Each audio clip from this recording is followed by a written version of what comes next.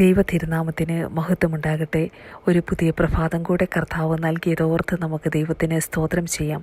ഇന്നത്തെ പ്രഭാതത്തിലെ ചിന്തയ്ക്കായി ഉൽപ്പത്തി പുസ്തകം 34 അധ്യായത്തിൽ നിന്നുള്ളതായിരിക്കുന്ന കാര്യങ്ങളെ പഠിക്കുവാൻ പരിശുദ്ധാത്മാവ് ഇന്ന് നമ്മളെ സഹായിക്കട്ടെ. ഉൽപ്പത്തി പുസ്തകം 33 അധ്യായത്തിൽ നമ്മൾ പഠിച്ചതായിരിക്കുന്ന വിഷയം യാക്കോബും ഏശാവും തമ്മിൽ രമ്യതപ്പെടുന്നതായിരിക്കുന്ന ഒരു ഭാഗമായിരുന്നു. അങ്ങനെ ഏശാവിൻ്റെ ഹൃദയം ദൈവം അവിടെ മാറ്റി യാക്കോബിൻ്റെ മുമ്പിൽ അവർ സമാധാനത്തോടെ അവിടെ ഒരു ഐക്യതയോടെ മുന്നോട്ട് പോകുന്നതായിരിക്കുന്ന ഒരു കാര്യം നമുക്ക് കാണുവാനായിട്ട് കഴിയും. അത് കഴിഞ്ഞിട്ട് താഴേക്ക് വായിക്കുന്നുണ്ട്, യാക്കോബ് സുക്കോത്തിന് യാത്ര പുറപ്പെട്ടു, അവിടെ ഒരു വീട് പണിതു.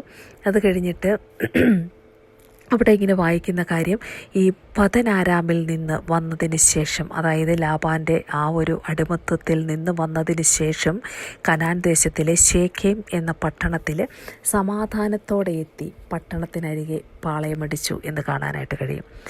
ഇന്ന് നമ്മൾ ചിന്തിക്കുവാൻ പോകുന്നത് ഒരു ഭക്തൻ്റെ ജീവിതത്തിലെ തീരുമാനങ്ങൾ എത്രത്തോളം വലുതാണ്. ദൈവസന്നിധിയിൽ നമ്മൾ പറഞ്ഞതായിരിക്കുന്ന വാക്കുകളെ ദൈവം വളരെ വലുതായിട്ട് ദൈവം കാണുന്നുണ്ട്. ആ വാക്കുകളിലേക്ക് നമ്മളെ എത്തിക്കുവാൻ തക്കവണ്ണം ദൈവത്തിൻ്റെ പദ്ധതികളും വെളിപ്പെട്ട് വരും എന്നുള്ളത് നമ്മൾ മനസ്സിലാക്കേണ്ടതായിരിക്കുന്ന ഒരു കാര്യമാണ്. ഞാനും പ്രിയമുള്ളവർ, നിങ്ങളും ദൈവസന്നിധിയിൽ പറയുന്ന വാക്കുകൾ വളരെ ശ്രദ്ധയോടെ വേണം പറയാൻ. ഇന്നത്തെ ഈ ഭാഗം പഠിക്കുമ്പോൾ നമ്മൾക്ക് മനസ്സിലാക്കുവാനായിട്ട് കഴിയും അല്ലേ. ഒരു നേർച്ച ഒരു ഭക്തൻ നേർന്നിട്ടുണ്ടെങ്കിൽ, ഒരു തീരുമാനം ദൈവസന്നിധിയിൽ എടുത്തിട്ടുണ്ടെങ്കിൽ അതിനെ നമ്മൾ ഫോളോ ചെയ്യണം. അത് നിവർത്തിക്കുവാൻ നമ്മൾ ഉത്സാഹികളായിരിക്കണം എന്നുള്ളത് ഇന്ന് ഈ വചനത്തിലൂടെ കർത്താവ് നമ്മളെ ഓർമ്മപ്പെടുത്തട്ടെ. നമുക്ക് കാണുവാനായിട്ട് കഴിയുന്നതായിരിക്കുന്ന ഒരു കാര്യം, ഈ ശേഖേം പട്ടണത്തിൽ യാക്കോബ് എത്തിയത് ദൈവത്തിൻ്റെ പദ്ധതിക്കനുസരിച്ചായിരുന്നു. അതെയോ തൻ്റെ തീരുമാനം, ആ ഒരു മൊമെൻറ്റിൽ താൻ എടുത്തതായിരിക്കുന്ന ഒരു തീരുമാനമായിരുന്നു ഈ തീരുമാനം അല്ലെ. നമ്മൾ താഴേക്ക് പഠിക്കുമ്പോൾ നമ്മൾക്ക് മനസ്സിലാക്കാൻ പറ്റുന്ന ഒരു കാര്യമുണ്ട്. ഈ ശേഖേമിൽ വന്ന് പാർത്തു എന്നുള്ള ഒറ്റ കാരണം കൊണ്ട് തൻ്റെ ജീവിതത്തിൻ്റെ അകത്ത് ഒരു വലിയ ഫെയിലിയർ വന്നതായിട്ട് നമുക്ക് കാണുവാനായിട്ട് കഴിയും. ആ അവസാനം 34 അവസാനം തീരുമ്പോൾ അവിടെ യാക്കോബ് പറയുന്നതായിരിക്കുന്ന ഒരു കാര്യം കൂടെ പറഞ്ഞിട്ട് നമുക്കതിൻ്റെ ബാക്കി കാര്യങ്ങളെക്കുറിച്ച് ചിന്തിക്കാം. യാക്കോബ് തൻ്റെ മക്കളോട് പറയുന്നുണ്ട്, നിങ്ങൾ എന്നെ നാറ്റിച്ച് വിഷമത്തിലാക്കിയിരിക്കുന്നു, ഞാൻ ആകെ നാറിയിരിക്കുക, ഈ ശേഖേം പട്ടണത്തിൽ എന്നെ നാറ്റിച്ച് നിങ്ങൾ എന്നെ വിഷമത്തിലാക്കിയിരിക്കുന്നുവെന്ന് മക്കളോട് പറയേണ്ടതായിരിക്കുന്ന ഒരു സാഹചര്യം യാക്കോബിൻ്റെ ജീവിതത്തിൽ എന്തുകൊണ്ട് വന്നു എന്ന് ചോദിച്ചു കഴിഞ്ഞാൽ, പ്രിയമുള്ളവരെ, നമുക്കൊരു കാര്യം കാണുവാനായിട്ട് കഴിയും.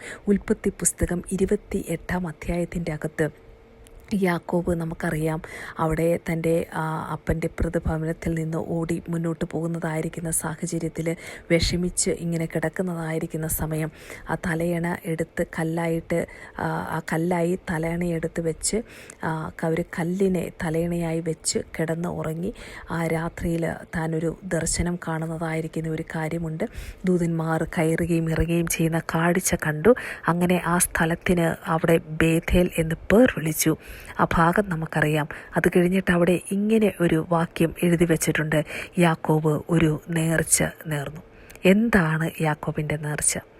യാക്കോബ് നേർന്നിരുന്ന നേർച്ച ഇതായിരുന്നു, ദൈവം എന്നോട് കൂടെ ഇരിക്കുകയും ഞാൻ പോകുന്ന ഈ യാത്രയിൽ എന്നെ കാക്കുകയും ഭക്ഷിപ്പാൻ ആഹാരവും ധരിപ്പാൻ വസ്ത്രവും എനിക്ക് തരികയും എന്നെ എൻ്റെ അപ്പൻ്റെ വീട്ടിലേക്ക് സൗഖ്യത്തോടെ മടക്കി വരുത്തുകയും ചെയ്യുമെങ്കിൽ യഹോവ എനിക്ക് ദൈവമായിരിക്കും.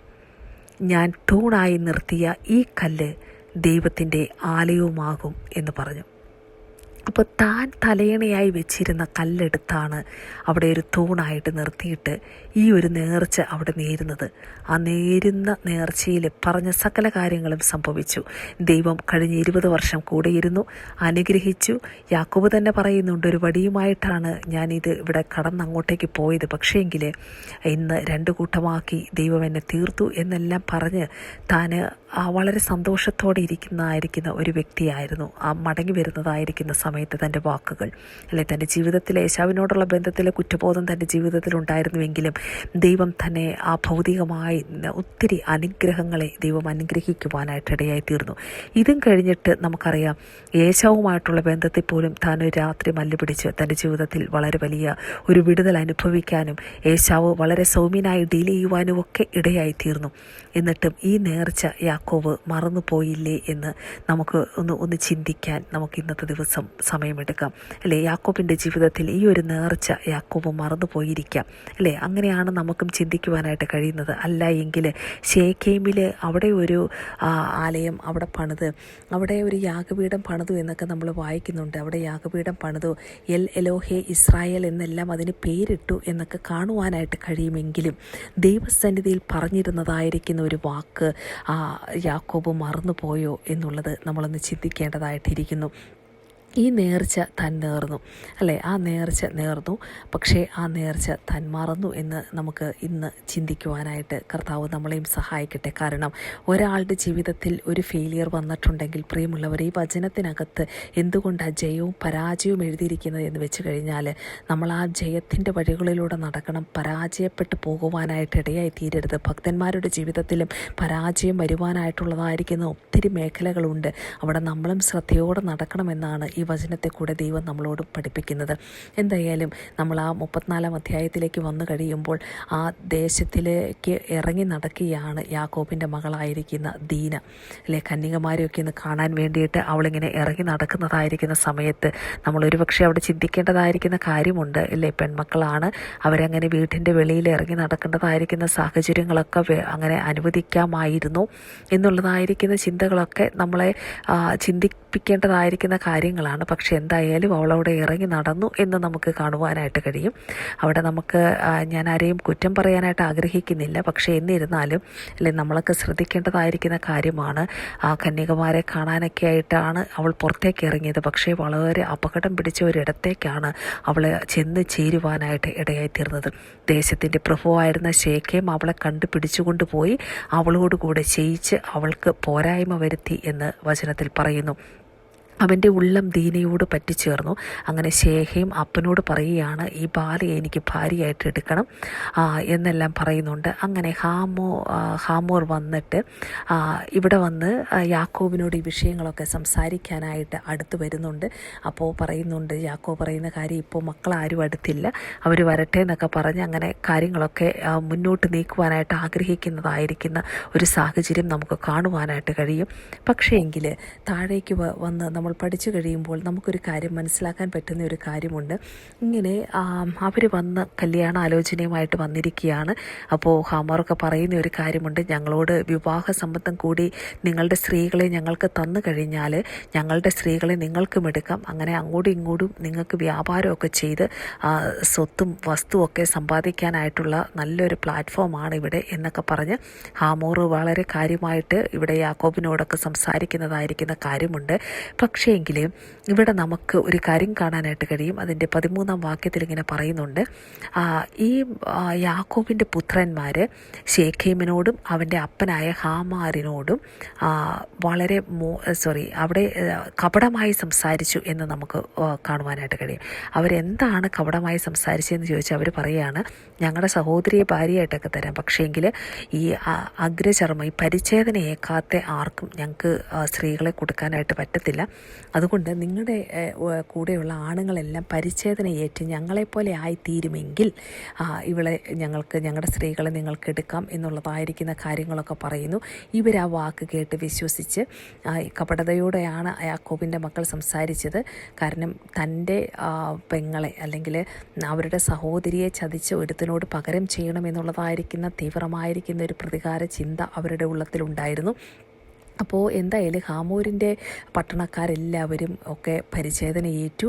3-ാം ദിവസം അവർ ഈ പരിച്ഛേദനയുടെ വേദനയൊക്കെ ഉള്ള ഒരു സാഹചര്യത്തിൻ്റെ അകത്ത് ഇങ്ങനെ വേദനപ്പെട്ടിരിക്കുമ്പോൾ യാക്കോബിൻ്റെ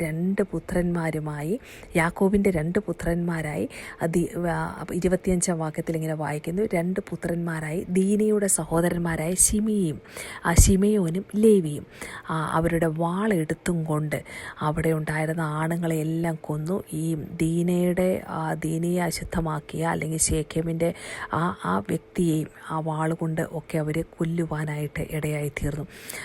അങ്ങനെ താഴേക്ക് വന്നു കഴിഞ്ഞ് ഒരു വല്ലാത്തൊരു സാഹചര്യം അവിടെ ശേഖേമിൽ ഉണ്ടായത് കാണുവാനായിട്ട് കഴിയും അല്ലേ. യാക്കോബിനെ സംബന്ധിച്ചിടത്തോളം ഇത്രയും വളരെ ഒരു വലിയ പെയിനാണ് തൻ്റെ ജീവിതത്തിൽ അവിടെ ഉണ്ടായി വന്നത്. അവിടെ മുഴുവൻ അവർ കൊള്ളയിടുകയൊക്കെ ചെയ്തു.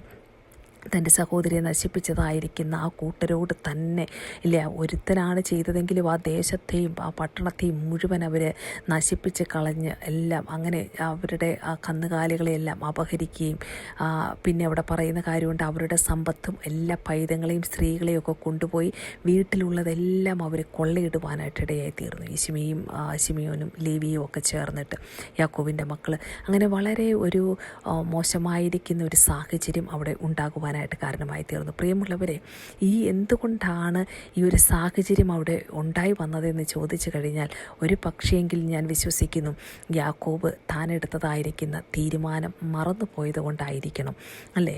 നമ്മുടെ ജീവിതത്തിലാണെങ്കിലും ഇങ്ങനെ ഇവിടെ വന്ന് പാളയമടിക്കുക എന്നുള്ളത്, അല്ലെങ്കിൽ ചിലയിടത്ത് സ്റ്റക്കായി നിൽക്കുക എന്നുള്ളത് ദൈവഹിതമല്ലെങ്കിൽ അതിൻ്റെ കോൺസിക്വൻസസ് നമ്മുടെ ജീവിതത്തിലും നമ്മൾ അനുഭവിക്കേണ്ടതായിട്ട് വരും എന്നുള്ളത് മറന്നു പോകരുത്. കാര്യം അതിന് അധികം പ്രൂവ് ചെയ്യുന്നതായിരിക്കുന്ന ഒരു വാക്യമാണ് 35-ാം അധ്യായം. ഇനി നമ്മൾ അടുത്ത ദിവസം ചിന്തിക്കുവാൻ പോകുന്ന അധ്യായം 35-ാം അധ്യായം. അതിൻ്റെ 1-ാം വാക്യത്തിൽ തന്നെ ദൈവം പറയുന്നുണ്ട്, ദൈവം യാക്കോബിനോട് പറയുന്നുണ്ട്, നീ പുറപ്പെട്ട് ബേതേലിൽ ചെന്ന് പാർക്കുവാൻ അല്ലേ. ബേതേലിൽ ചെന്ന് പാർക്കാനായിട്ട് ദൈവം പറയുന്നുണ്ട്, ഞാൻ നിനക്ക് പ്രത്യക്ഷനായ സ്ഥലത്ത് നീ പോയി ഒരു യാഗപീഠം ഉണ്ടാക്കുവാൻ. അപ്പോൾ അത് ദൈവം റിമൈൻഡ് ചെയ്യുന്നതാണ് ഉടനെ തന്നെ ഇല്ലേ. ഈ 34-ാം അധ്യായത്തിനകത്ത് ഒരു തൻ്റെ ഹൃദയം മുഴുവൻ ഇങ്ങനെ വിങ്ങിയതായിരിക്കുന്ന ഒരു സാഹചര്യം, തൻ്റെ ഹൃദയം അവിടെ പറയുന്നുണ്ട്, മക്കൾ അവനെ നാറ്റിച്ച് വിഷമത്തിലാക്കിയിരിക്കുന്നതായിരിക്കുന്ന ഒരു സാഹചര്യം. ആ സമയത്ത് ദൈവം വീണ്ടും യാക്കോബിനോട് ഇടപെടുകയാണ്, തൻ്റെ തീരുമാനത്തെ ഒന്നും കൂടി റിമൈൻഡ് ചെയ്ത് കൊടുക്കുക അല്ലെ. ദൈവം നമ്മളോട് വചനത്തിൽക്കൂടെ ചില കാര്യങ്ങൾ ദൈവം നമ്മളോട് റിമൈൻഡ് ചെയ്യും. നമ്മളെടുത്ത ചില തീരുമാനങ്ങൾ ദൈവം നമ്മളെ ഓർമ്മപ്പെടുത്തും. ചിലപ്പോൾ ചില വ്യക്തികളിലൂടെ ഓർമ്മപ്പെടുത്തും, പ്രവാചകന്മാരിലൂടെ ഓർമ്മപ്പെടുത്തും, ദൈവാത്മാവ് തന്നെ നമ്മളോട് സംസാരിക്കും. പ്രിയമുള്ളവർ, ഇങ്ങനെയുള്ള സാഹചര്യത്തിൻ്റെ അകത്ത് അല്ലേ നാം മടങ്ങി വന്ന് ആ ദൈവസന്നിധിയിൽ നമുക്ക് നമ്മളെ തന്നെ ക്രമീകരിക്കുവാൻ ദൈവം നമ്മളെ സഹായിക്കട്ടെ എന്ന് പ്രാർത്ഥിക്കുന്നു. കേട്ട വചനത്തിൻ്റെ മുമ്പിൽ നമുക്ക് നമ്മളെ തന്നെ താഴ്ത്തി സമർപ്പിക്കാം. ദൈവത്തിൻ്റെ പരിശുദ്ധാത്മാവിൻ്റെ വലിയ ശക്തി നമ്മളോട് കൂടി ഇരിക്കട്ടെ. കേട്ട വചനങ്ങളാൽ ദൈവം കേൾക്കുന്ന ഓരോ ദൈവമക്കളെയും ശ്രേഷ്ഠമായി അനുഗ്രഹിക്കട്ടെ എന്ന് ഞാനും പ്രാർത്ഥിക്കുന്നു. ഈ വചനം ദൈവത്തിൻ്റെ നാമമഹത്വത്തിനായി സമർപ്പിക്കുന്നു. ആമേൻ.